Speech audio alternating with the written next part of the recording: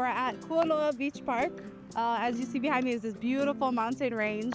Old Hawaiian ancient history, this used to be a giant lizard. So they call it a mo'o in the Hawaiian language. This lizard attacked our water goddess Hi'iaka, who is the younger sister of Pele, the fire goddess.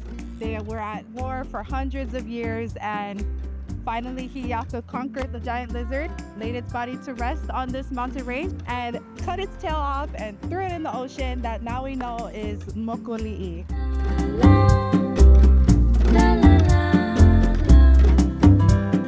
Hey everybody, I'm Anna Arroyo. I'm here with your local 555 Civil and Human Rights Committee. We're here in Honolulu. We're recognizing Asian American Pacific Islander Month. I'm here with two of our rappers here at Honolulu. Tell me a little bit about yourself. I'm Mahealani Nauahi. I am a rap agent with Southwest Honolulu, and I've been here for just over 2 years now.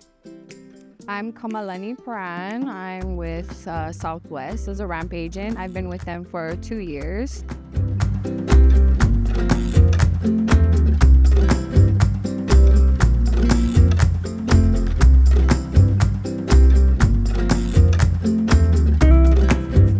Dancing is one of the things that they tried to erase, but they did it in secret. They did it where nobody was looking, and they kept it alive, and luckily for us, it's still around. I started Tahitian dancing, and then that's when I fell in love with hula dancing. I think I was about 8 years old. I just grew to love the dance and the culture. It's literally all around you. It's passed from your mom, your grandma, everybody that you probably know can dance hula, or it's some type of Polynesian culture. You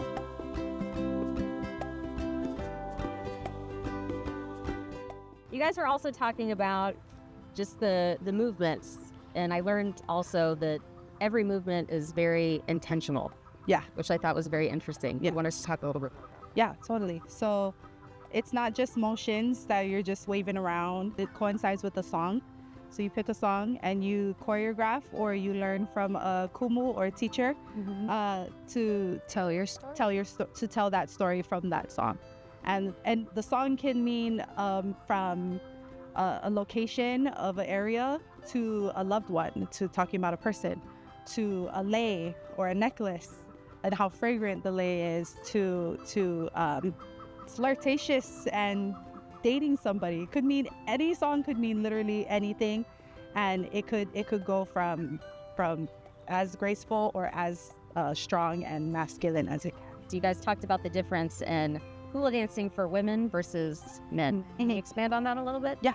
For the men, hula dancing, it's strong, aggressive, and it's because they're getting prepared for war back in the days. Eventually, the women, they also wanted to get a part in it. Some women actually went to war as well, but over time it modernized a little bit to a little bit more of a graceful thing. It's more female dominant now, but men still perpetuate it till today. Every motion means something. Yes. So kind of like you're listening, you're calling, love, pretty much just like a storytelling through the dance that coincides with the music. If we were to give a phrase to y'all, would you have the same movement? Is there a different way to interpret different words? Definitely it would be a different interpretation unless we were taught the same interpretation. So I guess for the word love, I would do love, it's the same thing, but it's a different type of interpretation. So it's just depending on the person itself, how they feel making that movement. Like, to me, this is like love, nurturing, and for her, it's like love, Giving love away, giving love out to people, sharing love. Okay, I'm gonna throw another word at you guys. How about, I guess because we're here, how about ocean? Yeah. Okay, ocean. Ready, set, go. Yeah? Yeah. Ocean. It's the same thing, different Same interpretation. So in addition to the movements, you guys are also talking a little bit about just your facial expression when you're dancing. Yeah, so facial expression is also a huge part in hula. So like if you're dancing about love or passion. You smile, you use your eyebrows, you wink, you do all of those things. It's like a flirtatious type of vibe as your person. You're not just moving your body, you're also dancing with your face. And same thing for like sadness or soreness, or you're longing for something. You have like the little crinkle in your eyebrow. Yes. You're about to cry, or you're just like, oh, come find me, something like that. It's all like it. Everything on your body is like a vessel telling that story. When we dance hula, we're sharing our story, where we've come from, what we've learned. It's how we show love as well.